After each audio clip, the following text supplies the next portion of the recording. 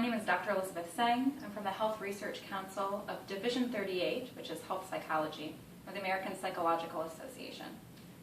Today we're going to be talking with Dr. Carolyn Tucker. She's the Florida Blue Endowed Chair in Health Disparities Research at the University of Florida, and the Richard and Thelma O.C. Barney Endowed Term Professor of Health Disparities in the University of Florida College of Medicine. She's the director of the University of Florida Health Disparities Research and Intervention Program, and is going to share her research on a program she developed, the healthsmart Behavior Program, today. Thank you so much for being with us. Well, thank you so much for inviting me. Absolutely. So what are healthsmart behaviors? They are really health-promoting behaviors to modify and prevent obesity and to promote overall health. And I do want to say why I call them health-smart behaviors, because people ask me that all the time. And it's because I wanted to associate engaging in those behaviors, like including physical activity behaviors, healthy eating behaviors, and behaviors for addressing depression and stress. Well, the thing is that I want people to have those behaviors associated with being smart. Because very often with African Americans and Hispanic Latinos, people assume that we are not so smart, and because usually when there are comparison studies, we do less well very often on a lot of different measures. And so I wanted to use association learning so that one, for minorities in particular, that they would associate those behaviors with being smart. And then secondly, because we are smart, but to make that association. And the other is I was just so touched. I had an experience as part of our focus group when we were asking youth about motivators and barriers to engaging in health-smart behaviors. And one of the African Americans adolescents said, I am not going to be eating any salads and trying to act like I'm white. You know that black folks don't eat salads. And when she said that, she was associating health-promoting behaviors with being white. Yeah. So I had her to reframe that to being smart. Yeah. So it kind of provides a new context for these behaviors. Exactly. Okay. So what's the healthsmart Behavior Program? What do you do once you have these behaviors identified? Yes, and it's basically a program to empower people to engage in health-promoting or health-smart behaviors under whatever conditions that exist in their lives. And it's basically a program that's anchored in health empowerment theory, health self-empowerment theory, I should say. And that theory basically says that if you're trying to influence any behaviors, like the health-smart behaviors, that you must be motivated to engage in them. You must perceive that you have some control in health self-efficacy. For example, you have to believe if you reduce your sodium intake, that your blood pressure is likely to go down. And if I actually do this, it'll help me in the long run. Exactly. And then health self-praise, because very often with individuals, that even with family members, as soon as you start trying to walk more, trying to be more healthy, maybe lose a few pounds, then sometimes family members will get jealous or friends will get jealous. Yeah. So they may not praise you. So we say you have to praise your own self. And thirdly is having a health responsibility and knowledge. And so of course we know health education is important, but the responsibility is knowing that, being responsible even in terms of just reading a food label, or bringing a child with you to read the labels for you if you are visually impaired or just can't read. And then lastly is skills for coping with stress and depression. So that's the theoretical framework. And then the components of the program involve first assessing what we call assessing motivators and barriers to being health smart. And we have developed an inventory. The first was based on culturally diverse focus groups. And then the next step was to have a national sample where we established the reliability and validity of the motivators of and barriers to health-smart behaviors inventory. So it really works. Yes. It worked in a small group and it works in a big group. Yes. And so we have a youth version and we have an adult version. And the inventory has been published in Psychological Assessment. It's in Spanish and in English.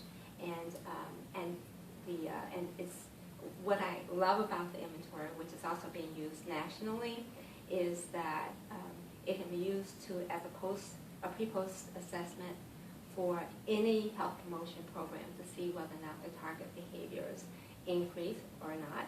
But I like it because it allows us to customize any intervention program for a community, which is what I'm most interested in, a family or an individual. And so that customizing means making it culturally sensitive so that whatever the program is targeting, it should focus on motivators and barriers for that particular group. We can't assume that what works for, even within groups, for example, what might work for Cuban Americans may not work for Mexican Americans. So it allows you to tailor it. And the last point I want to make about that is that, and I feel so strongly about this, is really the people who are the experts on their motivators and barriers and also strategies for addressing them, and not so much those of us who have degrees and we think that we're the experts and we know everything, but we don't. So that's the assessment. Once a person completes the inventory, then the second is we have goal setting. And so the coach, we have a health department coach, will actually review the responses on the inventory, see what are the top motivators, the top barriers, and then come up and empower the person to come up with strategies that will work given his or her conditions for overcoming the barriers and then looking at their motivators so they can incorporate those in trying to achieve their goal. So barriers are things that might make it harder for them to Barriers reach their are health goals. Exactly. Whereas motivators are things that they already have going for them. Exactly. Okay. Exactly. For example, parents have, women have said, but they're more likely, they're motivated to walk if their child will walk with them or their husband. Okay. So that would be a motivator. Okay. Yeah. So, or a lot of times, African American women particularly will say, well, I really would like to be able to go swimming and be more physically active. I love swimming, but a barrier is that it's going to mess up my hair. So it's an issue. So those are things that maybe keep you from doing, or that I don't know how to read a food label. Yeah. So those are barriers. And then after that, we have the next component of the program after the goal setting is we have our healthsmart behavior DVD, and people will look at sections of the DVD. And the DVD is really anchored in all of the aspects of the health self-empowerment theory. So we really try to address motivation. We talk about showing them how they can control their intake of sugary drinks, for example. So I won't go through all of the details, but so the DVD, what's great about it is that it's not scripted. It features African Americans, Hispanic Latinas, and white Americans, children and adults, and it is and it includes healthcare providers as well as physical fitness folks and dietitians and nutritionists, and so everybody is talking about the strategies that can be helpful to help people to engage in healthsmart behaviors. So so the idea is that you look at a small segment, about 30 minutes, and then you have small groups of the participants. They then try to come up, they try to show what in video is relevant to my life. How can I apply that in my life, number one. And then the second part is for the group to share strategies that they have used to help achieve whatever the target behavior is. So on the video we have eating a healthy breakfast, eating foods that are low in sodium, fat, sugar, and calories, drinking water and low or no sugar beverages, and engaging in physical activity, and then managing stress and depression. So they will see segments on each of those, and those are the things that are discussed. And then the second part is we have sessions on the supplemental healthsmart behavior resource guide. And that's taught just like in Sunday school. So you take a section on healthy breakfast and you kind of go over more details because the resource guide has more details. And then you discuss, and then the next component is just we have a panel of experts, always including physicians, a nurse, and then physical fitness, all of those folks. But also on the panel will be community people who have been through healthsmart, okay, and who then can serve as role models, and we also show that they're equal experts with everybody else. But the key is then the participants in the group get to ask anonymous questions, because very often people are embarrassed that they don't know a lot of information. Like if you don't know what is a healthy breakfast, you may not want other people to know that. So you can ask whatever questions. And then the last component is our physical activity component. And so, that's always to try to make that culturally relevant. So physical activity, the idea is to have 150 minutes per week, but we usually have salsa, some people do the chicken, and my new dance that I've learned is the wobble.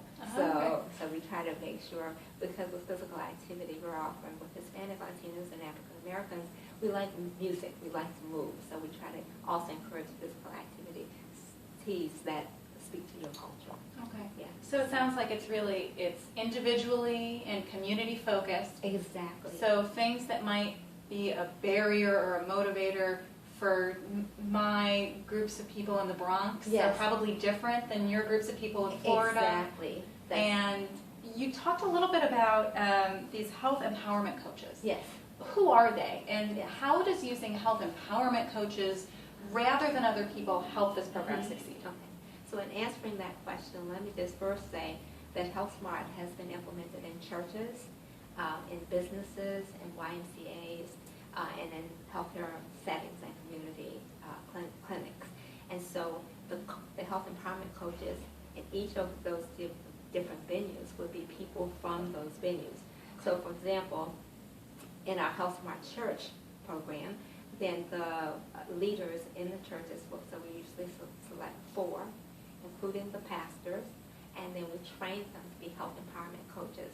And so their role is to actually implement every component of the program that I went over, and they are also trained as researchers. So they will recruit the participants. They are taught to take blood pressure and BMI.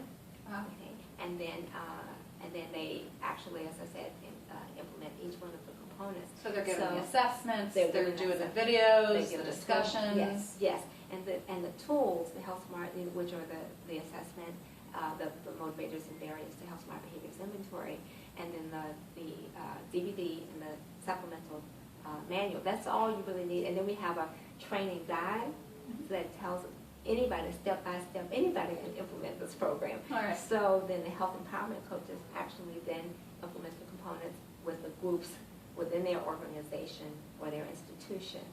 So it's portable. That's another advantage. So, it's culturally sensitive as well as portable. It's culturally sensitive, it's portable, it sounds like customizable. Customizable. A lot of people Yes. could implement this. Exactly. And you can implement it in any of these different settings. Yes.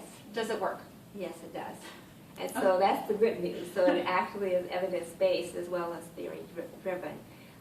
So in our first study, actually, it was just with community folks who, and I said folks because I'm so used to trying to make sure when I'm talking to real-world people that we use the terminologies that they do.